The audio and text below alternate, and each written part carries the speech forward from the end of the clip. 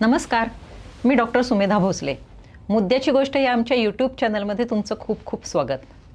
आमची पहिली मालिका आहे मी आणि माझं आनंदी जीवन. आनंदी जीवन म्हणजे आनंदी शरीर आणि आनंदी मन असं म्हटलं जातं. आनंदी मन नेहमी आनंदी शरीरामध्येच वास्तव्य करतं. तर अशा या मौल्यवान शरीराला सतत आनंदी ठेवण्यासाठी नक्की काय करायला हवं याविषयीचं प्रबोधन हे या चॅनलचं प्रयोजन. आपल्या शरीराअंतर्गत प्रत्येक संस्थेचं कार्य सुरळीत चालायला हवं, आरोग्याची कोणतीही तक्रार नको आणि यदा कदाचित शरीर कुरकुर करायला लागलंच तर नक्की काय करायला हवं याविषयीचं मार्गदर्शन घेण्यासाठी आपण त्या त्या क्षेत्रातील तज्ज्ञ नामवंत डॉक्टर्सना इथे बोलावतो. महाराष्ट्रातले तुम्ही सर्व प्रेक्षक किंवा श्रोते अतिशय बुद्धिमान आहात, जिज्ञासू आहात. नवीन गोष्टी शिकून त्या आचरणात आणायला तुम्हाला आवडतं आणि त्यामुळे हे आलेले तज्ज्ञ डॉक्टर्स आहेत ते सुद्धा त्या त्या क्षेत्रातील आधुनिक तंत्रज्ञान, नवीन शोध, नवीन उपचार पद्धती याविषयी अगदी सखोल माहिती देण्यासाठी तत्पर असतात. आजचा आपला मुद्दा आहे न्यूरोलॉजिकल डिसऑर्डर्स म्हणजे मज्जा संस्थेचे किंवा चेतासंस्थेचे आजार. विषय अगदी गंभीर आणि महत्त्वाचा आहे आणि त्याचं मार्गदर्शन करण्यासाठी आपल्याला आज तज्ज्ञ लाभलेले आहेत. पायोनियर ऑफ दिस सायन्स किंवा डॉइन in this field doctor Sudhir Kothare. Doctor, तुमचं खूप खूप स्वागत. या पुण्यभूमीनी, पुण्यनगरीनी देशाला नाहीतर जगाला सुद्धा खूप विद्वानांचं किंवा तज्ज्ञ लोकांना बहाल केलेलं आहे असं म्हणता येईल आपल्याला. इथे पूर्वेकडचा केम्ब्रिज असा नावलौकिक आहे पुण्यामधल्या शिक्षण पद्धतीचा आणि तिथे खूप तज्ज्ञ लोक तयार होतात. मेडिकल क्षेत्रातले तर खूपच तज्ज्ञ लोक तयार होतात आणि असंच हे व्यक्तिमत्व डॉक्टर सुधीर कोठारे.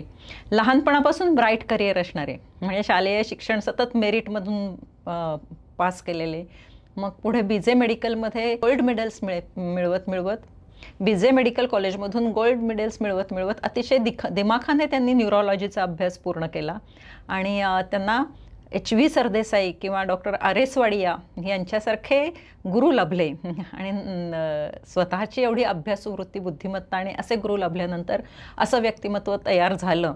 मग ओघानेच भरपूर त्यामध्ये संशोधन करणं, पेपर्स लिहिणं, सेमिनार्स घेणं हे सतत चालू आहे. त्यांच्याबद्दल खूप माहिती आहे आणि आपण ती वेळोवेळी घेणार आहोत कारण डॉक्टरांबद्दल सांगण्यासारख्या खूप गोष्टी आहेत आणि अशा गोष्टी ऐकून आपल्यालाही प्रेरणा मिळते.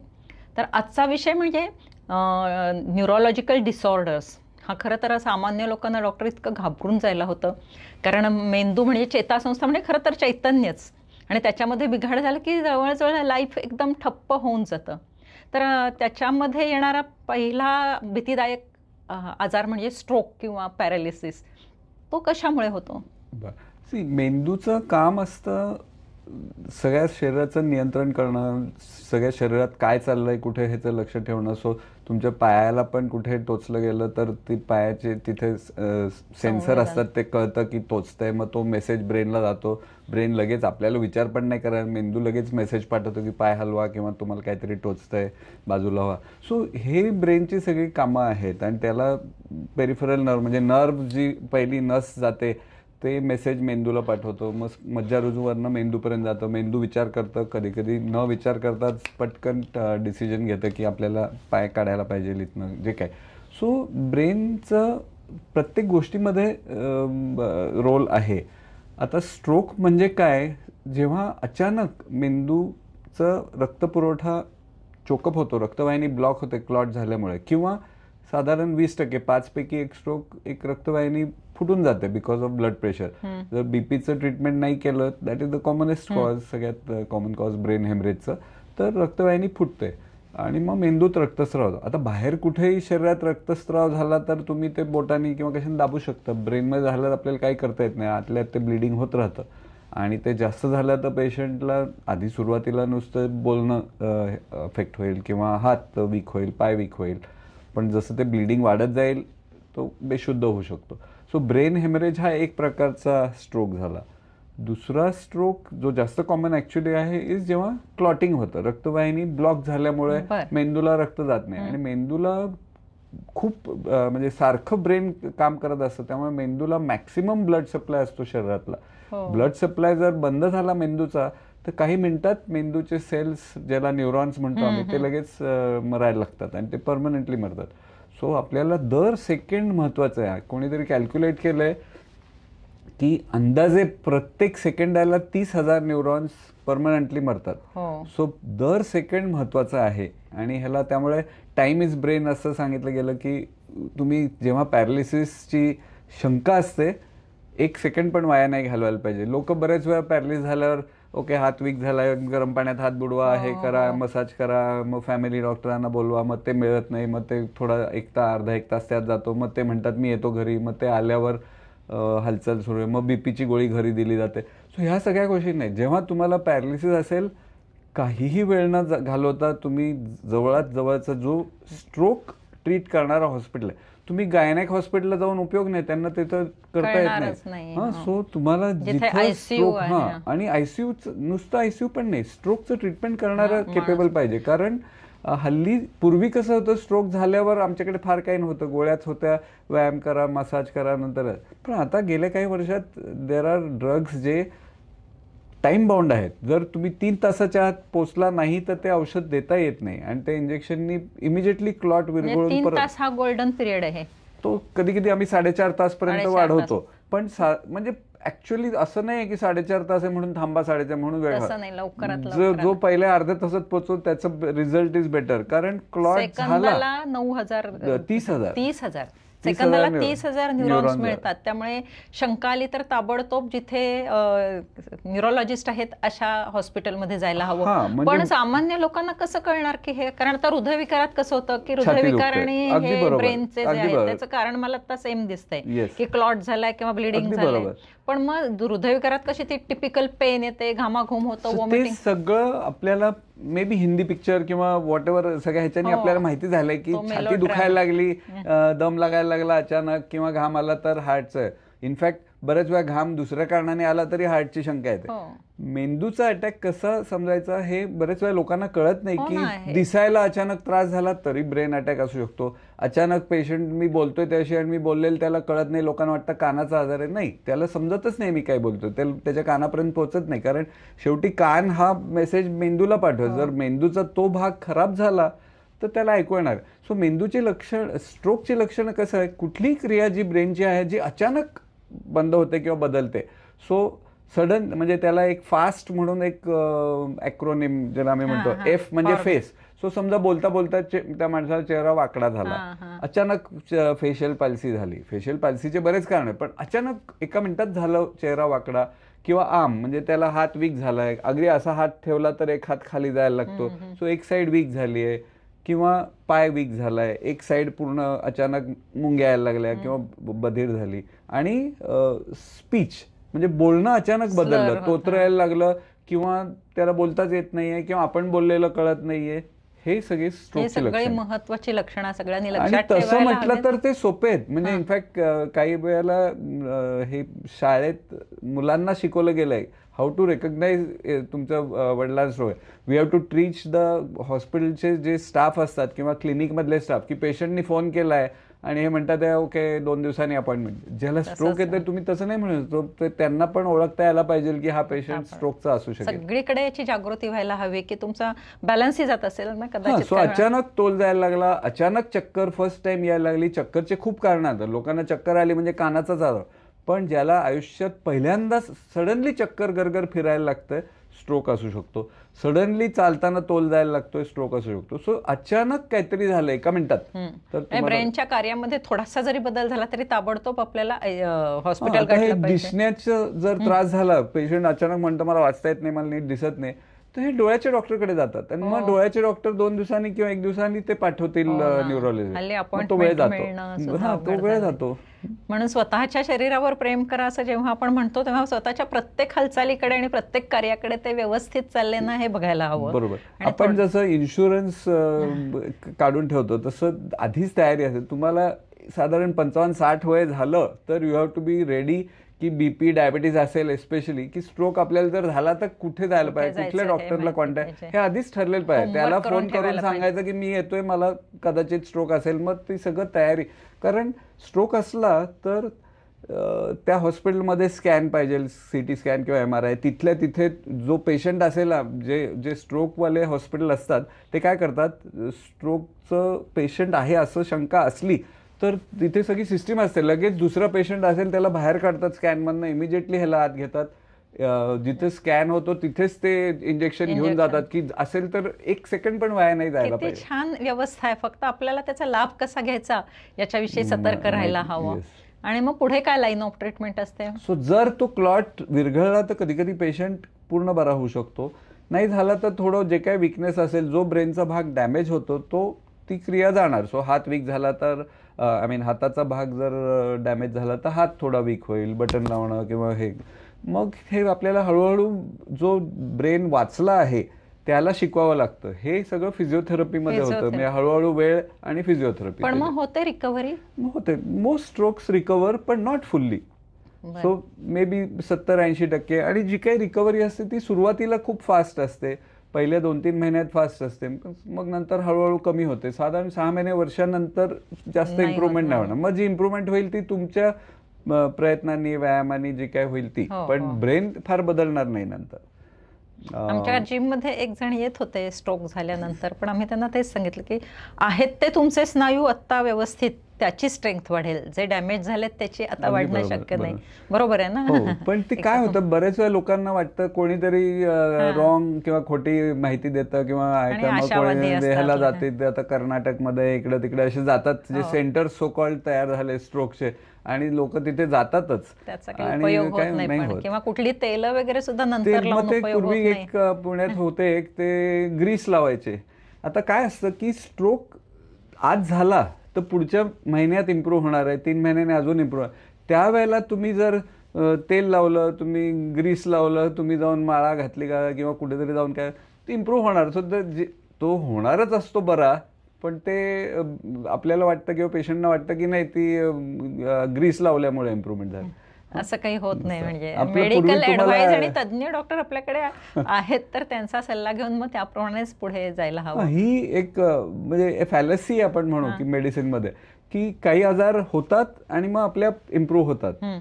त्या आपल्या इम्प्रूव्हमेंटच्या स्टेजमध्ये जर पेशंट कुठेतरी गेला, त्यांना वाटतं त्याच्यामुळे इम्प्रूव्ह झाले, सो कावेळी झालं की पुढच्या काही दिवसात बरं होणार असतं, मग ते नाकात थेंब टाकून ते पिवळं काहीतरी येतं बाहेर किंवा माळ घालतात आणि ती पिवळी होते, त्याच्यामुळे नाही पेशंट बरा होत, वेळ जातो. बरोबर आहे. खरंच याबद्दल जनजागृती व्हायलाच हवी, एज्युकेट इथपर्यंत असायला हवं प्रत्येकाने. I think. आणि स्ट्रोकला प्रिव्हेन्शन आहे, तुम्ही स्ट्रोक नाही होण्यासाठी बऱ्याच गोष्टी करू शकता. काय काय करता? सो पहिली गोष्ट तुमचं ब्लड प्रेशर चेक करायला पाहिजे. बीपी ही गोष्ट अशी आहे की त्याला सायलेंट किलर म्हणतात.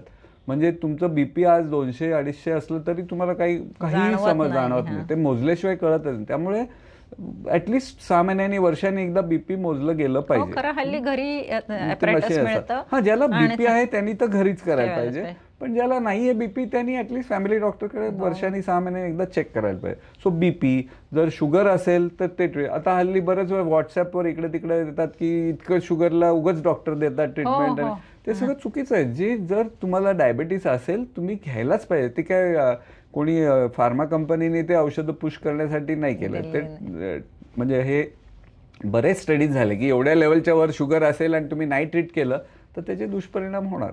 त्यामुळे शुगरच्या बाबतीत वगैरे डॉक्टरांचा सल्ला घ्या. आपल्याला डायबिटीस आहे की नाही कुठल्या तरी व्हॉट्सअप वरती नको जायला. ब्लड प्रेशर, शुगर, तसंच कोलेस्ट्रॉल. आता कोलेस्ट्रॉल ही गोष्ट अशी आहे की अगेन ती 10-20 वर्ष तुमचं कोलेस्ट्रॉल हाय असलं तरी काही होत नाही, ते कोलेस्ट्रॉल जाऊन रक्तवाहिन्यांमध्ये साचत राहतं आणि मग एक लिमिटच्या वर झालं की तुम्हाला हार्ट अटॅक येईल, जर ती मेंदूच्या ह्याच्यात असेल तर ब्रेन अटॅक येईल. त्यामुळे कोलेस्ट्रॉल सुद्धा तुमचं मोजून बघायला पाहिजे. असं म्हणतात लोक, मला एवढ्या कोलेस्ट्रॉलची सवय आहे, त्याची सवय वगैरे काही नसते, फक्त ते बीपीचं पण तसंच म्हणतात की मला सवय.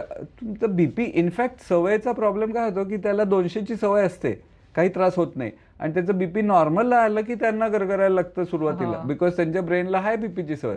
पण हाय बीपी म्हणजे तुमच्या हृदयाला जास्त फिरण्यासारखं. कारण हाय बीपी म्हणजे ब्लड प्रेशर म्हणजे काय की रक्तवाहिन्यांवरती पडलेला रक्ताचा दाब, तो जास्ती दाब पडला की रक्तवाहिनी फुटण्याची जास्तीत जास्त. आणि रक्तवाहिनी जास्त दाब तर जरी फुटली नाही तर ती रक्तवाहिनी रोज थोडी थोडी डॅमेज होत जाते आणि मग कधीतरी ती फुटणार आहे, ब्लॉक होणार किंवा फुटणार.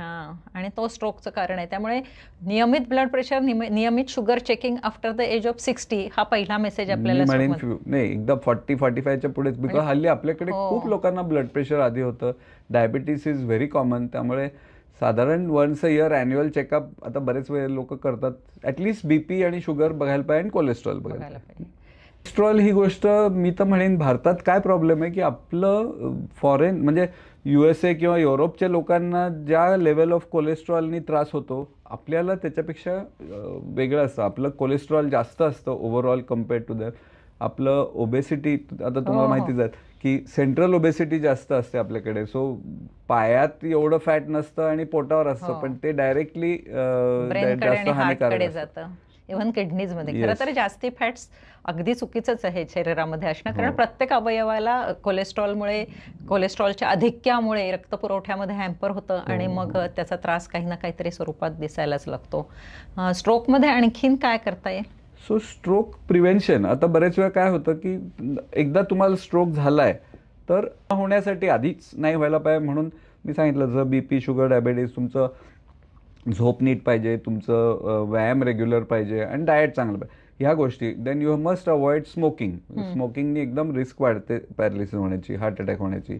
Same way alcohol will also risk. So basically जे कॉमन लाईफस्टाईल मेजर्स आहे प्रिव्हेन्शनचे सगळीकडेच, ते इथेही लागू होतात ब्रेनला. कारण निकोटिनिक इफेक्ट म्हणजे ब्लड व्हेसलचं पुन्हा कुंचन पावणं, ह्या स्ट्रोक प्रिव्हेंट करण्यासाठी काळजी घ्यायची. जे हार्ट डिसीजसाठी घ्यायचे तीच घ्यायचे. फक्त हार्ट डिसीज मध्ये आपल्याला सिम्पटम्स माहीत असतात, स्ट्रोकमध्ये सिम्पटम्स काय आहेत त्यात आपल्याला कळलेत, त्याच्याकडे आपण व्यवस्थित लक्ष द्यायला हवं. तर आपण पुढे बघू, पण ह्या गोष्टी जर तुम्ही नीट लक्ष द्यायला तर तुमचं हार्ट अटॅक पण होण्याची रिस्क कमी होते, स्ट्रोक पण होण्याची रिस्क कमी होते आणि अल्झायमर, डिमेन्शिया पण होण्याची रिस्क कमी. सो तुम्हाला जर अल्झायमर नाही पाहिजे, लोकांना काय वाटतं की सुडोकू सोडवत बसलं तर नुसतं तुम्ही सुडोकू सोडवत बसला पण व्यायाम नाही केला, वजन जास्त असलं, झोप नीट नाही घेतली, बीपी ट्रीटमेंट, तर तुमच्या पेशंटला बाकी डिमेन्शिया होईल. तो सुडोकू जमत राहील पण बाकी डिमेन्शिया लोकांना ओळखणार नाही किंवा स्वतःला काय करायचं करणार नाही, पण नुसतं सुडोकू येईल, त्याचा नाही उपयोग. अल्झायमर विषयी आपण सुरुवात केली आहे, तर मग अल्झायमरच्या स्ट्रोक विषयी आणखीन काही सांगायचं? स्ट्रोकचं मला अजून एक महत्वाचं सांगायचं आहे की लोकांना काय होतं, स्ट्रोक झाल्यानंतर आम्ही काही गोळ्या देतो. सो अँटीप्लेटलेट म्हणजे रक्त पातळ करायची किंवा कोलेस्ट्रॉल कमी करायची किंवा बीपी असेल बीपीची सो पहिले 2-3 महिने पेशंट घेतात आणि त्यांना बरं वाटायला इम्प्रूव्हमेंट. मग आफ्टर द प्लॅटो जेव्हा येतो आणि इम्प्रूव्हमेंट थांबते किंवा पूर्ण बरे झाले किंवा जे काही इम्प्रूव्हमेंट येऊन थांबले, मग त्यांना वाटतं आता कशाला घ्यायचं, आता मी बरं झालोय. सो त्यांना हे समजायला पाहिजे की तुम्ही गोळ्या आता जे घेताय ते स्ट्रोक बरं करण्यासाठी नसतात. तुम्ही बरे होताय नॉट बिकॉज ऑफ द गोळ्या, तुम्ही बरे होतात बिकॉज वेळ हळूहळू ब्रेनला ब्लड सप्लाय इम्प्रूव्ह होतं, हळूहळू मेंदू शिकतो. पण परत पॅरालिसिस न होण्यासाठी त्या गोळ्या घ्यायच्या असतात. त्यामुळे अगदी म्हणजे जोकिंगली मी पेशंटला ते विचारतात, गोळ्या अजून किती दिवस घ्यायच्या आहेत, बंद करू? मी म्हटलं बघ, तुम्हाला आता कंटाळा आला असेल आणि तुम्हाला परत अजून एक स्ट्रोक झाला तर चालेल, तर मग करा बंद. मग ते म्हणतं नाही म्हणत कायमच्या स्वरूपात तुम्हाला ब्लड प्रेशर नियंत्रितच ठेवायला पाहिजे, शुगर नियंत्रितच ठेवायला पाहिजे, रक्तवाहिन्यांचं काम सुरळीत कसं चालतंय हे बघायलाच हवं. पातळ करायची गोळी चालूच ठेवायला पाहिजे. आणि ती बऱ्याच वेळा वन मोर पॉईंट आहे की बऱ्याच वेळा मायनर प्रोसिजरसाठी, म्हणजे आत्ताच आमच्याकडे पेशंट ॲडमिट आहे, दाताचं ट्रीटमेंट करायचं आहे. आता काय होतं, ही रक्त पातळ करायची गोळी चालू असली आणि तुम्ही डेंटल ट्रीटमेंट करायला गेल तर ते जे 2 मिनिटं ब्लिडिंग होतं ते 7-8 मिनिटं होतं. सो डेंटिस्टला वाटतं की गोळ्या बंद करून या तुम्ही, they don't want to do. पण ते वी हॅव टू इन्सिस्ट की ह्या गोळ्या बंद करता कामा नये. डेंटल ट्रीटमेंट असेल, थोडं जास्त ब्लिडिंग होईल, दाबून ठेवा, पण स्ट्रोक होऊ शकतो अचानक. इनफॅक्ट जसं गाडीवरनं आपण समजा ॲक्सिलरेटर दाबलाय आणि सडनली पाय काढल्यावर झटका बसतो, तसं अचानक जर अँटीप्लेटलेट हे रक्त पातळ करायच्या गोळ्या जर अचानक बंद केल्या तर सडनली रिबाउंड क्लॉटिंगची रिस्क वाढते आणि अटॅक हार्टचा किंवा ब्रेनचा येऊ शकतो. सो ह्या गोळ्या मायनर प्रोसिजर्स, कॅटरॅक्ट सर्जरी किंवा छोटे छोटे ऑपरेशन असतील, दाताचं, ह्याच्यासाठी बंद नसतं करायचं. थोडं ब्लिडिंग झालं तरी हरकत नाही, पण ही गोळी बंद करायची नाही, कारण ब्रेनचा हे जास्त महत्त्वाचं. तुमच्या न्यूरोलॉजिस्टला विचारा ही बंद केलेली चालेल का. कधी कधी त्याच्याऐवजी ते दुसरं काहीतरी देतील, पण समथिंग तो त्या ऑपरेशनचा पिरियड प्रोटेक्ट करण्यासाठी. बरोबर आहे. हे झालं स्ट्रोक विषयी खूप महत्वाची माहिती सांगितलीत, कारण हा अगदी जीवघेणाच आजार आहे किंवा नंतरच्या लाईफला खूप त्रास होतो, कारण डिपेंडंट होऊन जातात. आता आपण अल्झायमरच्या बद्दल, कारण अल्झायमर म्हणजे सध्या इतका साथीच्या रोगासारखा वाटतोय प्रत्येक घरामध्ये नाही अजून, पण बरेच सतत नातेवाईकांमध्ये कुणाला तरी अल्झायमर आहे असं बिकॉज आपल्याकडे जसं डायबिटीस वाढलंय आणि we have become the diabetes capital of the world, तसंच अल्झायमरचं पण आपण India is going to become the capital, म्हणजे इट इज बिकॉज तो त्याचाच प्रकार आहे. इनफॅक्ट काही जण अल्झायमरला इतकं साम्य आहे डायबिटीस आणि अल्झायमरमध्ये की त्याला टाईप 3 डायबिटीस म्हणतात. टाईप 1 डायबिटीस आपल्याला माहिती आहे की तो लहानपणी असतो, टाईप 2 जो कॉमनली मॅच्युरिटी ऑनसेट लोकांना, आणि टाईप 3 असं एक हायपोथेसिस आहे की इतकं साम्य आहे की अल्झायमरला टाईप 3 डायबिटीस म्हणतात. सो तो मेंदूचा डायबिटीस एक प्रकारचा म्हटलं जाईल. तुम्हाला ब्लडमध्ये डायबिटीस असेल असं नाही अल्झायमर असं. बेसिकली जे स्ट्रोकमध्ये अचानक मेंदूची क्रिया कमी होते, तसं अल्झायमरमध्ये हळूहळू ब्रेन सुकायला लागतो, हळूहळू ब्रेन चे क्रिया कमी व्हायला लागतात, आणि ती सुरुवात होते टिपिकली मेमरीच्या भागामध्ये. सो तो पेशंट आधी सुरुवातीला विसरायला लागतो, जुन्या गोष्टी आठवतात, पण रिसेंटली काय झालं, काल कोण भेटलं होतं, सकाळी कधी कधी असं वाढत जातं, तेव्हा सकाळी जेवण काय केलं होतं हेही विसरून जातात किंवा परत मागतात जेवण. आणि one very common thing that you see in Alzheimer is, आम्ही त्याला हेड टर्निंग साईन म्हणतो. म्हणजे समजा तो मुलगा आणि आई आली आहे आणि आम्ही त्या आईला विचारलं, बरं मग तुम्ही काल कोण भेटायला आलं होतं, तर ती असं मान त्या मुलाकडे वळवते, म्हणजे त्यांनी उत्तर द्यावं असं. सो याला हेड टर्निंग साईन, मग ते कोण होतं काल असं ती त्याला म्हणेल. So she wants him to give the answer, and ही sign is very typical of Alzheimer, की जेव्हा त्यांना प्रश्न विचारला जातो ते हसत ते दुसऱ्यालाच हे करतात की तुम्ही आहात. सो मेमरी लॉस हे एक इम्पॉर्टंट महत्वाचं लक्षण आहे.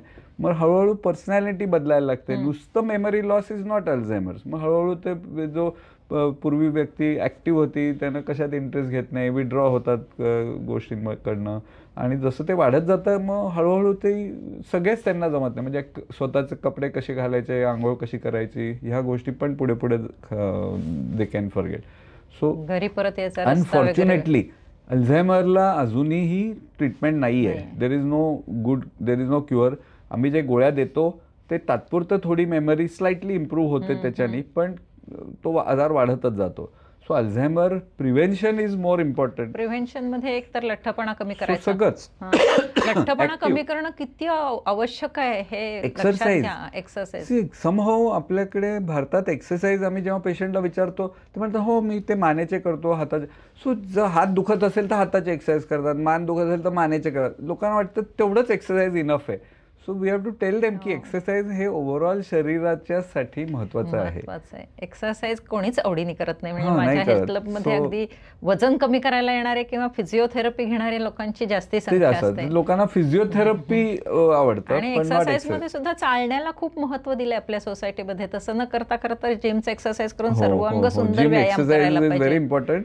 कारण मसल लॉस जो वयानंतर होत राहतो तो प्रिव्हेंट व्हायला पाहिजे. वॉकिंगने नुसतं मसल लॉस नाही प्रिव्हेंट. आणि कालच आमच्या काही डॉक्टर्स ग्रुपमध्ये हे झालं की कसं एस्पेशली पेरिफेरीमध्ये गावामध्ये, पुण्यात तरी लोक वॉकला जातात, काहीतरी ती स्टाईल आहे किंवा एव्हरीबडी गोज फॉर वॉक. गावात जर तुम्ही वॉकला गेलो तर सगळे हसायला लागतात तुमच्याकडे, काय करताय. सो कोणीतरी काल आयडिया दिली की हातात एक देवाचं काहीतरी नारळ किंवा असं घेऊन, म्हणजे कुठेतरी मंदिरला असं करा, दाखवा लोकांना असं काहीतरी कारण शोधून काढा.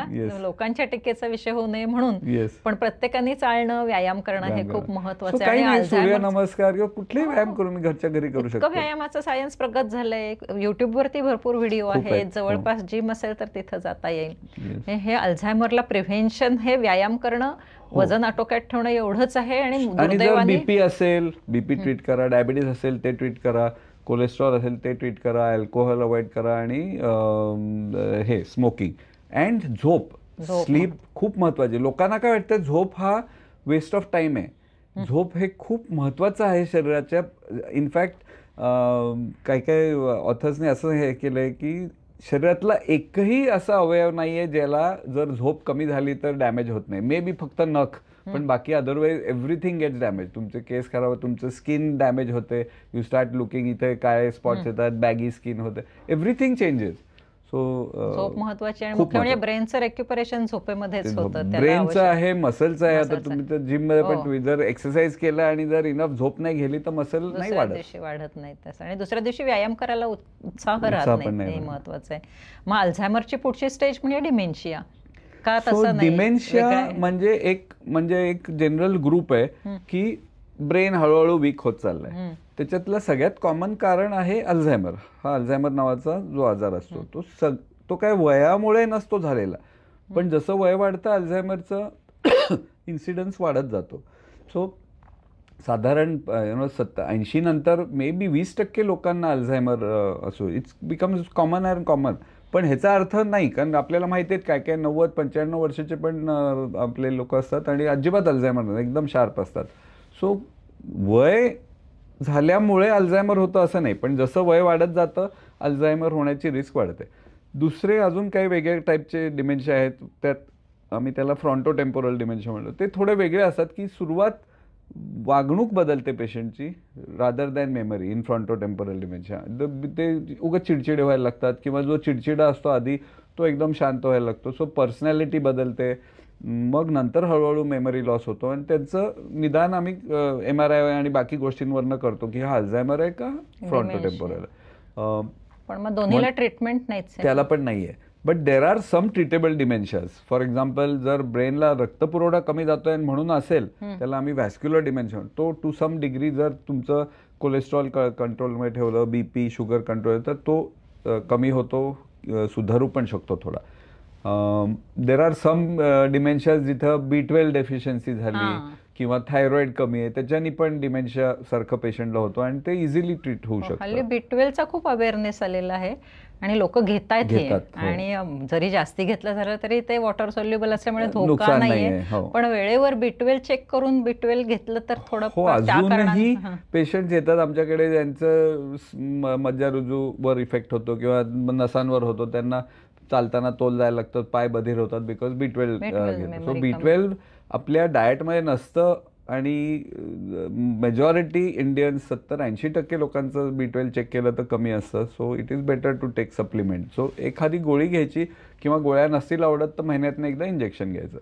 पूर्वी ते फॅमिली डॉक्टरकडे अशी स्टाईल असायची, ताकदचं इंजेक्शन घ्या आणि 1-2 महिन्याने लोक जाऊन घ्यायची, ते व्हिटॅमिनचंच असायचं. हल्ली फॅमिली डॉक्टर नाही देत ते, कारण ते रिॲक्शनची भीती वाटल्यामुळे ते बंद झालं तो प्रकार. पण ते चांगलं होतं एका दृष्टीने. आता ते नाही घेत तर मग तुम्ही ऍटलिस्ट हे घ्या, निदान तपासणी डायग्नोसिस करून. व्हिटॅमिन डीचं पण तेच आहे, ते पण खूप लोकांचं कमी आहे. B12 आणि D3 कमीच आढळतं सगळ्यांचं. म्हणजे आम्हाला असं आढळतं की जिम मध्ये लोक येतात आणि अचानक मान दुखते, पाठ दुखते, मग आम्ही सांगतो B12 चेक करून घ्या, तुमच्या डॉक्टर्सना भेटा, आणि हमखास B12 खूप कमी असतं. पण ते कसं आहे, बऱ्याच वेळा काय होतं, पेशंटला एका हातात मुंग्यायला लागतात आणि मग ते कोणाकडे हा B12 कमी असेल आणि ते कमी निघतं. सो मग ते म्हणतात हा माझं B12 मिळेल.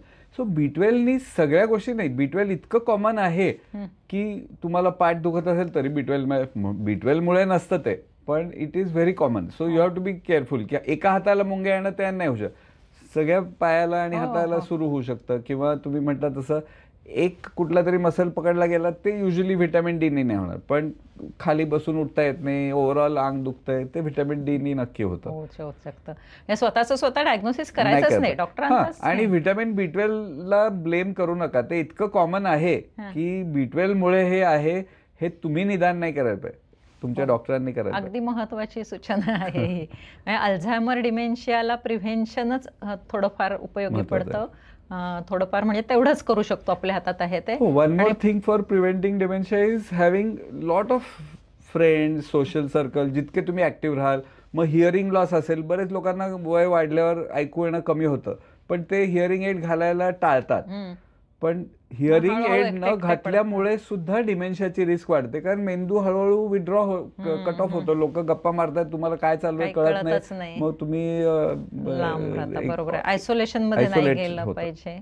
म्हणजे जास्ती मित्र असणं, जास्ती लोकांच्यात मिळणं, हसत खेळत राहणं, दॅट इज प्रोटेक्टिव्ह. मुख्य म्हणजे आनंदाने जगणं, आनंदी शरीर आणि आनंदी मन असं जे आपण आहे त्यात आनंदाने जगण्याचा पण खूप मोठा सहभाग पॉडकास्ट ऐकायला पाहिजे. अगदी महत्वाचं आहे. डॉक्टरांच्याबद्दल आणखीन एक स्पेशालिटी सांगायची, म्हणजे ते हेड ऑफ द डिपार्टमेंट पुन्हा हॉस्पिटलचे तर आहेतच, ते सगळा विभाग सांभाळतात ते, पण त्यांचं स्वतःचं ब्रेन वेव्ज नावाचं क्लिनिक आहे आणि व्हर्टिगो आणि बॅलन्स याच्याविषयी तुमचं त्यामध्ये काहीतरी स्पेशल कार्य आहे, त्याविषयी माहिती सांगा. कारण व्हर्टिगो सुद्धा हा असाच आजार आहे आणि पित्त झालंय असं समजून पित्ताच्या गोळ्या घेतल्या जातात व्हर्टिगोच्या. सो व्हर्टिगो ॲक्च्युली मी खूप वर्ष आता त्या फील्डमध्ये आहे आणि आता मी तसं म्हटलं तर I am suppose to be an expert in India on vertigo in the neurology. Vertigo ही बाय डिफॉल्ट ENT ब्रांच आहे असं सांग, कारण कानामध्ये आपलं तोल यंत्र जे असतं त्याच्यात गडबड झाली की चक्कर येते. त्यामुळे सुरुवातीपासून एक असं असायचं की चक्कर आली की कानाच्या डॉक्टरकडे जा आणि मग ते चक्करची गोळी द्यायची आणि त्यांनी बरं वाटायचं. पण आता व्हॉट वी नो इज चक्करचे बरेच प्रकार आहेत आणि त्याला बरेच वेळा ट्रीटमेंट आहे. आणि आपण जे आत्ता करतोय इट इज समथिंग लाईक की तुम्हाला जर ताप आला आणि तुम्ही आता माझ्याकडे बरेच वेळा पेशंट येतो, तिचे चक्कर येतात, 4-5 डॉक्टर बघून आलेले असतात आणि मग मी विचारतो काय, जगभर ही स्टॅटिस्टिक आहे की चक्करच्या पेशंटला ऑन अन ॲव्हरेज 5 डॉक्टरकडे गेल्यानंतरच निदान होतं. ऑल ओव्हर द वर्ल्ड, भारतातच आहे असं नाही, म्हणजे त्यांचं निदानच होत नाही. सो ते चक्कर पेशंट म्हटला की डॉक्टर पुढे काही फार ऐकत नाही, कारण ते चक्कर का येते हे अनालाइज करायला बराच वेळ जातो आणि बरंच थिंकिंग करायला लागतं. ते कोणाला करायचं नसतं आणि most doctors do not like a patient whose मला चक्कर येते, कारण ते आपल्याकडे नाही म्हणत आहे आम्ही, हे this is all over the world. आमच्या पुस्तकात येईल की द डॉक्टर्स हार्ट सिंक्स, म्हणजे त्यालाच एकदम पोटात एकदम धसं होतं की चक्कर म्हणाला पेशंट, कारण अवघड असतं. मग सगळ्यात सोपं काय आहे की चक्कर म्हटला चक्करची गोळी देऊन टाका. मग तो व्हर्टिगोच्या नाव असल्यासारखी गोळ्या बऱ्याच आहेत जे लोकांना वाटतं की ती गोळी खाल्लं की आपण बरे होणार, आणि ती गोळी खाल्ली की चक्कर कमी होते, कमी जाणवते, पण त्याचं मूळ कारण तुम्ही नाही ट्रीट करत आहे. सो चक्करचं कारण शोधणं आणि ते ठीक करणं हे महत्त्वाचं आहे. तुम्हाला जर ताप आला तर तुम्ही डॉक्टरकडे गेला आणि डॉक्टरने सांगितलं हां तुम्हाला फिवर झाला आहे, म्हणजे काय केलं त्यांनी, निदान नाही केलं, त्यांनी नुसतं तापचं नाव इंग्लिशमध्ये सांगितलं फिवर, आणि त्यांनी तुम्हाला एक क्रोसिन गोळी दिली. परत तुम्ही 4 दिवसांनी गेला नाही, डॉक्टर ताप नाही गेला, मग ते म्हणतील ओके जाऊ द्या तुम्ही आता ब्रुफेन घ्या. अशा डॉक्टरकडे तुम्ही जाणार नाही, पण कारण तुम्हाला कळतं की डॉक्टर काही निदान करत नाही. पण चक्कर आली की तुम्ही चक्करकडे जातात, ते काहीतरी करतात तपासणी, त्यानंतर निदान विचारलं की काय व्हर्टिगो झालं. व्हर्टिगो झालाय म्हणजे तुम्हीच जाऊन सांगितलं होतं डॉक्टरला की मला चक्कर येते, चक्करचं English word is vertigo. So he has not made a diagnosis, he has only translated chakkar in to English, आणि मग व्हर्टिगोला ट्रीट करणाऱ्या व्हर्टिगो नावासारखी गोळी दिली की तुम्हाला तात्पुरतं बरं वाटतं, जसं क्रोसिननी तात्पुरतं. पण का ताप आलाय, का तुम्हाला चक्कर आहे, हे महत्वाचं बघणं जरूर आहे. सो चक्करचे 5-6 कारणच आहेत कॉमन. कशामुळे? सो 5 का 6 कॉमन कारण आहेत. सगळ्यात कॉमन कारण आहे BPPV नावाचा एक आजार. सो त्याला बिनाईन पॅरोक्सिस्मल पोझिशनल व्हर्टिगो असं लांब नाव आहे, तर शॉर्टमध्ये BPP. बिनाईन म्हणजे काय, डेंजरस नाही, म्हणजे धोकादायक नाही, की ब्रेन बिन मध्ये काही नसतं. पॅरोक्सिस्मल म्हणजे अटॅक, मधून मधून अटॅक येतात, मी ते सांगेन. सो ते अटॅक येतात जस्ट हाफ अ मिनिट वाले असतात. आणि पोझिशनल, सो ते बसल्या बसल्या नाही आहे त्या लोकांना चक्कर, त्यांना झोपायला गेलं की सगळं गरगट फिरतं, उठायला गेलं की फिरतं, कूस वळली की सगळं फिरतं, आणि इतकं जोरात फिरतं की ते पेशंट खूप घाबरून हळत. माझ्याकडे एक पेशंट आली होती जपानवरनं, ती जवळजवळ 15-20 वर्ष ती 4 उशा लावून झोपायची, कारण खाली गेलं की चक्कर यायची, ती तशीच झोपत होती. आणि मग इथे आल्यावर आम्ही तिची काढली 5 मिनिटात चक्कर, and they could not believe it. So he का चक्कर येते ते मी तुम्हाला समजू सांग. आपल्या कानाचं 2 कामं असतात, एक म्हणजे सतत जे आवाज येत असतात ते मेंदूला पोचवायचे, आणि तोल सांभाळण्याचा पण एक भाग असतो आतमध्ये कानात, ज्याचं काम असतं की तुमचं डोकं आत्ता सरळ आहे का वाकलेलं आहे, तुमचं डोकं फिरतंय का, कुठल्या दिशेने फिरतंय, काय वेगाने फिरतंय, ही माहिती कंटिन्युअसली ब्रेनला त्यातनं जात असते.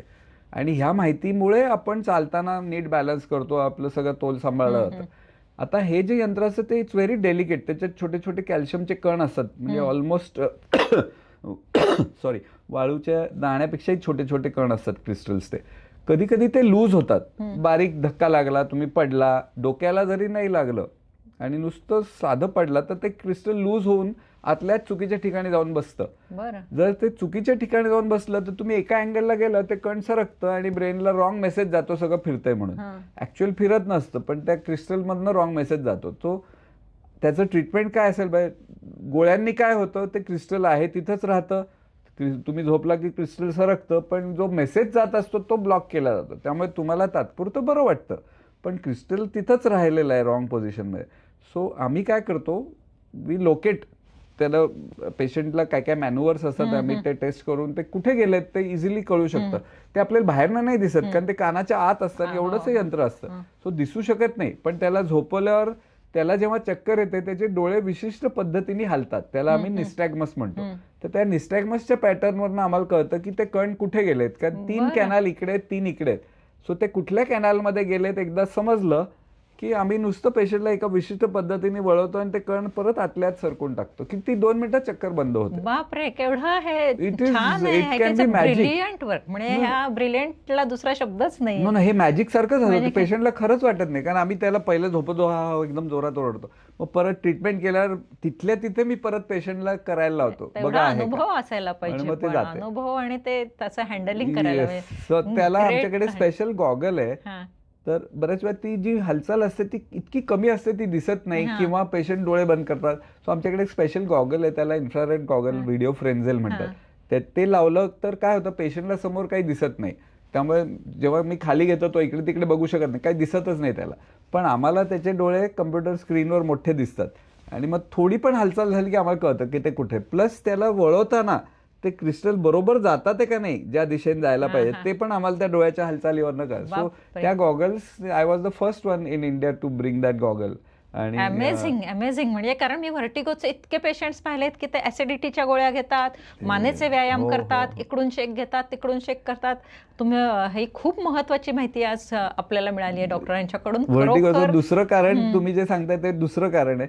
हे एक जे कारण आहे पोझिशनल व्हर्टिगोची, बळायला गेलं, हलायला गेलं की एकदम गरकन फिरणं, आणि हे लोकांना टिपिकली ब्लेम केलं जातं मानेवर. कारण मान तुम्ही हल्लं की इकडे बघितलं की येते, सो लोकांना वाटतं मान हलवल्याने होतंय, आणि मग लोक मान टाईट पकडून मग तो मान दुखायला लागतो. किंवा एक्सरे काढला, आता मानेचा एक्सरे ही अशी गोष्ट आहे की 40 नंतर कोणाचाही एक्सरे काढा, स्पॉन्डिलायटिस रिपोर्ट येणारच. तो एक्सरेचा डॉक्टर काय बघतो, 7 मणक्यात कुठे थोडी गॅप कमी, आपलं त्याचा रिपोर्ट देऊन टाकतात स्पॉन्डिलायटिस, त्याची ट्रीटमेंट सुरू होते. सो ते स्पॉन्डिलायटिस, मानेचे व्यायाम, हे ते करा आणि ते पट्टा घाला.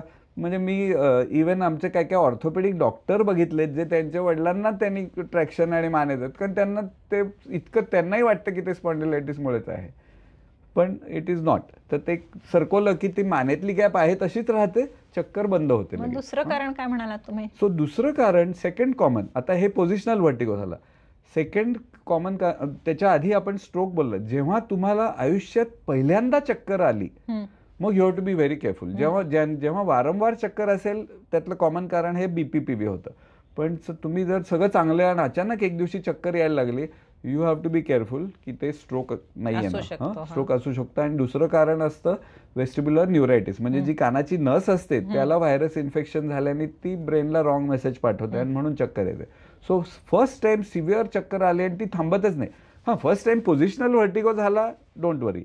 पण फर्स्ट टाइम तुम्हाला बसल्या बसल्या सगळं फिरतंय आणि थांबतच नाहीये, 1 तास झाला, 2 तास झाले तरी फिरतंय किंवा तरी तोल जातोय, तो स्ट्रोक असायचं. मग तिसरं कॉमन कारण चक्करचं म्हणजे group is non positional vertigo, म्हणजे बसल्या बसल्या चक्कर येणं किंवा चालताना एकदम अचानक चक्कर आहे, आणि ती चक्कर काही मिनिट राहिली किंवा काही तास राहते, नॉट फ्यू सेकंड्स, पोझिशनल नसते. सो ह्याच्यात सगळ्यात कॉमन कारण आहे मायग्रेन, आणि ज्याला पित्ताचं आपण चक्कर म्हणू. सो मायग्रेन यंगर पेशंट्समध्ये ज्यांना पोझिशनल नाही आहे, जस्ट चक्कर येते, हे कॉमन कारण आहे, खूप कॉमन आहे. आणि मग हे मायग्रेनमध्ये काय होतं, मग मान कधी कधी मायग्रेनची दुखू शकते. मायग्रेनमध्ये डोकंच दुखायला अर्धशिशी होईल असं नाही आहे, काही जणांना डोकं दुखतं, काही जणांची मान दुखू शकते. आणि हे मायग्रेन मुळे चक्कर हे कसं ओळखायचं, जर तुम्हाला वारंवार चक्कर येत असेल, ती पोझिशनल नाही आहे, आणि ती चक्कर टिपिकली ट्रिगर होते ज्या गोष्टींनी पित्त वाढतं, म्हणजे झोप नाही झाली, तुम्ही प्रवास केला खूप काहीतरी, खूप दगदग झाली, किंवा जेवण नाही केलं, उपवास असेल, लेडीजमध्ये कधी कधी पाळीच्या आसपास, जर तेव्हाच दरवेळा चक्कर येत असेल तर देन यू शुड थिंक की हे मायग्रेन तर नाही आहे ना. आणि मायग्रेन असेल तर त्या चक्करचं ट्रीटमेंट पूर्ण वेगळं आहे. मायग्रेन विषयी आपण घेणारच आहोत आणखीन माहिती, पण व्हर्टिगो बद्दल आत्ता आपल्याला खूप महत्त्वाची माहिती मिळालेली आहे आणि आपण या सेशनमध्ये इथे थांबतोय, कारण आपल्याला पुढच्या सेशनमध्ये आणखी न्यूरोलॉजिकल काही प्रॉब्लेम्स आहेत त्याच्याबद्दल माहिती घ्यायची आहे. आणि मला वाटतं आज मला खूप महत्त्वाची माहिती मिळाली. म्हणजे व्हर्टिगोच्या स्पेशलायझेशन म्हणजे काय त्याचा साक्षात्कार घडलेला आहे. डॉक्टरांच्या क्लिनिकला मी खरंच एकदा बघण्यासाठी भेट देणार आहे. आम्ही दाखवू ते काय करतो आम्ही. आणि एक चौथा ग्रुप आहे चक्करचा, बिफोर वी स्टॉप. तर ज्या पेशंटला अटॅक नाही आहे चक्करचा, ज्याला वारंवार चक्कर अशी एकदम सडनली येते असे नाही, पण ज्यांना सारखंच गरगरतंय, सारखंच पडल्यासारखं वाटतंय किंवा तोल गेल्यासारखं, ती क्रॉनिक डिझिनेस ज्याला आम्ही म्हणतो किंवा त्याला त्याची कारणं पूर्ण वेगळी असतात. आणि तिथे बरेच वेळा पेशंट चूक काय करतात की चालताना तोल जातोय हेच न सांगता ते पेशंट डॉक्टरला म्हणतात मला चक्कर येते आणि त्यांना सेम व्हर्टिगोची गोळी दिली जाते. सो तुम्ही सांगताना सुद्धा तुम्ही काय सांगतायत की तुम्हाला झोपताना सगळं गरकन फिरतंय का, तुम्हाला बसल्या बसल्या फिरतंय का, तुम्हाला अचानक फिरत नाही, तुम्हाला सारखंच गरगरल्यासारखं वाटतंय, सारखंच तोल गेल्यासारखं वाटतंय, त्याची कारणं पूर्ण वेगळी असतात. सो पार्किन्सन डिसीज किंवा पार्किन्सन सारखे आजार, मेंदूचे बरेचसे आजार, ह्याच्यात तोल गेल्यासारखं होतं आणि तोल जाणारे आजार पूर्ण वेगळे असतात फ्रॉम ह्याच्यात टिपिकली कानाचे नसतात, पण तरी हे कानाच्या डॉक्टरकडे जातात, तरी ते त्या व्हर्टिगोच्या गोळ्या खात बसतात महिने. सो बॅलन्स जातोय का हे वेगळं आहे. इट इज नॉट चक्कर. चक्कर येत असेल तर तुम्ही अगदी तज्ज्ञ न्यूरोलॉजिस्टना भेटा, त्याचं निदान व्यवस्थित करा आणि एवढी छान ट्रीटमेंट, आणि अक्षरशः फक्त पोझिशन बदलली तरी त्याच्यामध्ये बदल करू शकतात. तुम्ही म्हणजे असं नाही मी म्हणत आहे की तुम्ही नुसतं न्यूरोलॉजिस्टला दाखवा, पण तुम्ही तुमच्या डॉक्टरांना विचार करायला लावा की तुमची चक्कर फर्स्ट टाइम असेल तर त्यांना हा मला पूर्वी कधीच चक्कर नाही आली, ही पहिल्यांदा आली आहे, म्हणजे ते सुद्धा. आणि स्ट्रोक तर नसेल ना, त्यांना विचार करायला लावायचं. तुम्ही विचार विचारल्याशिवाय doctors will not think, unfortunately. Second, positional असेल तर बीपीपीव्ही आहे का हे विचारा, आणि बीपीपीव्ही असेल तर ते मानेवर ब्लेम करू देऊ नका. पित्तामुळे असेल, जर अचानक चक्कर आली तर ती पित्तामुळे असेल. वन मोर कारण बिफोर वी फॉरगेट, अचानक जर तुम्ही 50-60 वर्षाचे असाल, बीपी डायबिटीज असेल आणि सडनली तुम्हाला चक्करचे अटॅक येत असेल तर ते स्ट्रोकचं वॉर्निंग असू शकतं. आणि तेव्हा ते सुद्धा you have to keep in mind.